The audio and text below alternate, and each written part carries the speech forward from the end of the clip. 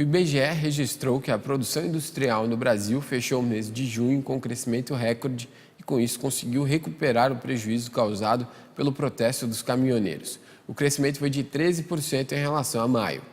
O mês de junho teve a maior alta da série histórica da produção industrial do Brasil, com um crescimento de 13,1% em relação ao mês anterior.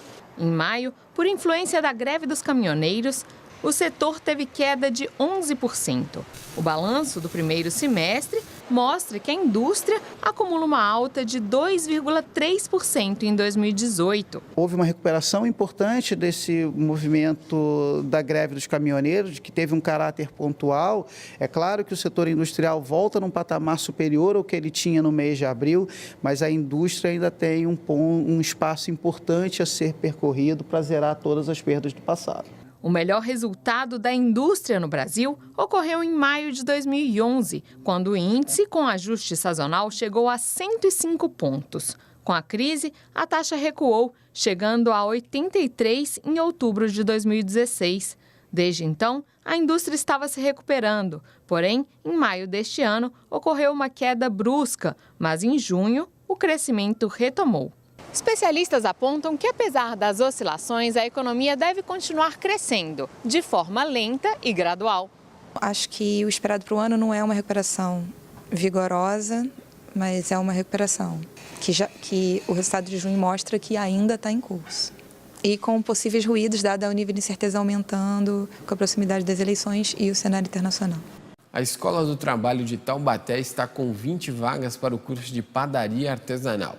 As inscrições podem ser feitas a partir de amanhã. As vagas são para a unidade do centro da Escola do Trabalho, que fica na rua Armando Salles de Oliveira, número 284, em Taubaté. As inscrições devem ser feitas na próxima terça-feira, dia 7 de agosto, na secretaria do local, das 8h30 às 11h30 da manhã e da 1h30 às 4h30 da tarde. Os interessados devem levar cópias e originais do RG, CPF, comprovante de endereço e título de eleitor do município. Para se cadastrar, é preciso ter no mínimo 18 anos e ser morador de Taubaté. As vagas serão preenchidas por ordem de chegada. O curso tem duração de 1 mês, com carga horária de 70 horas e vai acontecer de segunda a quinta-feira nos períodos da manhã e da tarde. As aulas devem começar no dia 13 de agosto. O curso de padaria artesanal tem como objetivo ensinar receitas de pães e de massas, usando os utensílios e materiais de uma cozinha comum, para que os alunos possam gerar renda sem sair de casa. O posto de atendimento ao trabalhador de São José dos Campos disponibiliza neste início de semana cerca de 25 vagas de emprego. Confira algumas das oportunidades.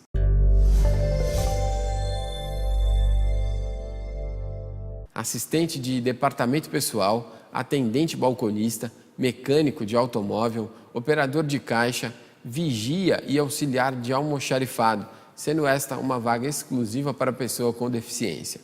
O pátio fica na Praça Afonso Pena, número 175, no centro da cidade. O telefone para mais informações é o 3941-2043 e também o 156. O horário de atendimento é de segunda a sexta, das 8 horas da manhã até as 5 horas da tarde. E você acompanha agora a segunda parte da entrevista de hoje.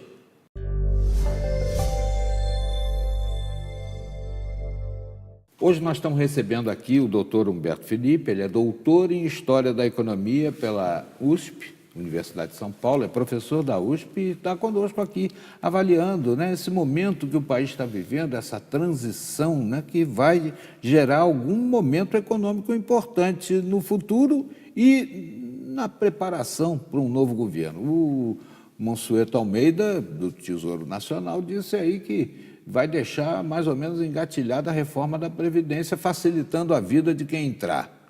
Eu não sei se facilita ou se prejudica, eu sei que realmente tem muita gente aí que está meio revoltada com essas reformas, professor. Mas não adianta ficar revoltado, porque precisam ser feitas essas reformas. É uma necessidade. É uma necessidade. Goste ou não, é uma necessidade. Eu gostaria, eu não tenho neto, mas eu gostaria que meu neto tivesse a oportunidade de viver bem e de ter, inclusive, um futuro garantido. Se nós continuarmos com a Previdência na maneira como ela está, onerando né, da forma como ela era e desbalanceada como ela é, nós não vamos garantir o futuro do meu neto. E os ralos da Previdência não têm que ser sanados antes de fazer a reforma? Como, por exemplo, inúmeros imóveis que a Previdência tem subalugados, né?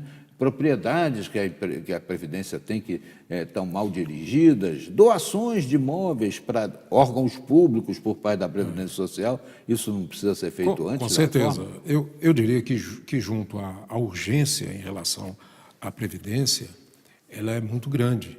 Um dos motivos que fizeram com que a economia nossa patinasse, que a gente não conseguisse alavancar a economia, um deles foi não ter feito uma revisão na Previdência.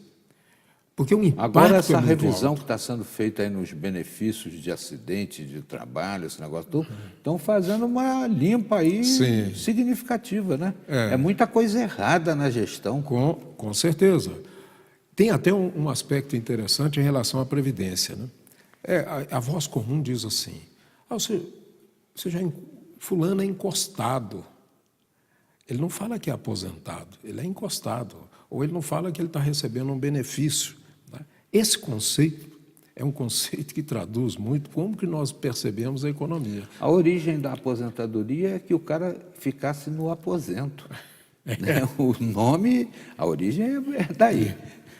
Então, mas a aposentadoria, ela é resultado de um tempo de trabalho, um tempo de contribuição, e ela não pode ser utilizada da forma que é utilizada. Essa aposentadoria, ou seja, a pessoa tem ainda uma capacidade de trabalho grande, ela vai continuar trabalhando e já está onerando a aposentadoria. Até porque o sistema nosso, aí seria motivo, uma coisa para discutir depois. Por isso que o Fernando Henrique disse que era todo mundo vagabundo.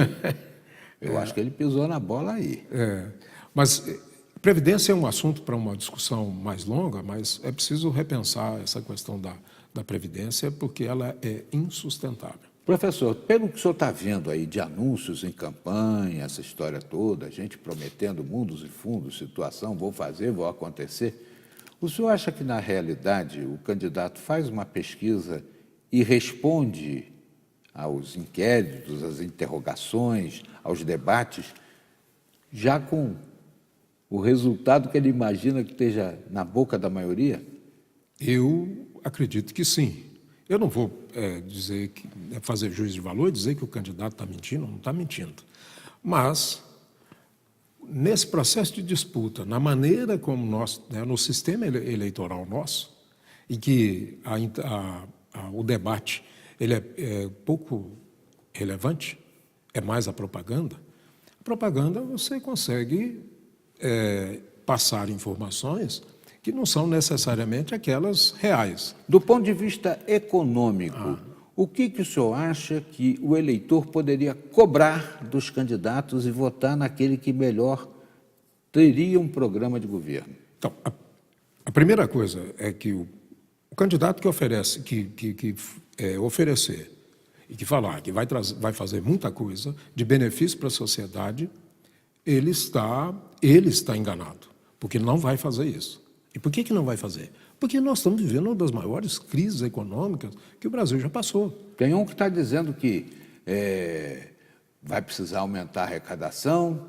aí não quer aumentar imposto, vai reduzir os gastos financeiros. Eu acho que não é bem assim, hein? Então, em princípio, não dá para reduzir os gastos financeiros, porque não se reduz assim de uma maneira tão simples. Então, com certeza, vai ter que ter aumento de impostos. Mas precisa preparar o país e precisa começar a reduzir essa máquina administrativa que está extremamente inchada. Mais de 30 ministérios. Sim, e isso aí é o de menos. Você tem os ministérios, é até o de menos. Mas você tem uma quantidade muito grande de órgãos que talvez precisaria ser pensado quais aqueles são importantes e mais, começar a avaliar qual é o resultado que esses órgãos estão trazendo. É preciso começar a criar uma visão um pouco diferente do que é feito hoje. O que a gente tem que analisar em cada órgão desse? Qual é a métrica de resultado? Qual o resultado que está trazendo? Isso não é feito. Então, se você tem um determinado setor, você não sabe se aquele setor está trazendo resultado. Vamos começar pelo Congresso. O que os congressistas estão trazendo de retorno para a sociedade? Volta do recesso, 513 deputados, 8 bateram o ponto. Então, eu até vou dizer assim para você, olha, seria excelente se 8 voltassem a bater ponto, mas os deputados estivessem preocupados com a economia brasileira.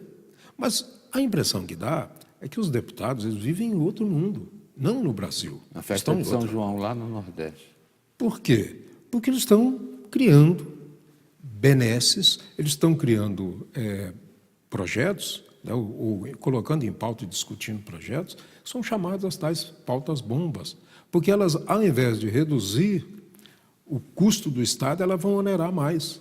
O senhor acha que alguma proposta que está sendo lançada aí dá jeito no Brasil? Professor, temos 1 minuto ainda. Ah, não acredito, não. Das que estão aí, não acredito. É preciso rediscutir tudo isso, mas precisa renovar o Congresso. Com esse Congresso, infelizmente, parece que o Congresso será pouco renovado. Toma lá da cá. Com esse Congresso, dificilmente nós vamos conseguir resolver o problema do Brasil. Está aí. Professor Humberto Felipe, doutor em História da Economia, avaliando conosco esse momento aí de transição eleitoral que o Brasil está passando e chamando a você a atenção, né? Preste atenção nas propostas dos candidatos, as coisas que podem realmente realizar e os milagres que não vão acontecer.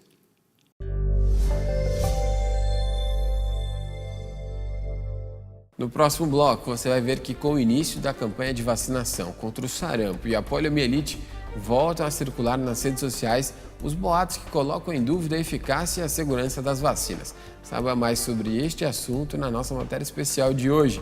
O repórter setorial volta em instantes.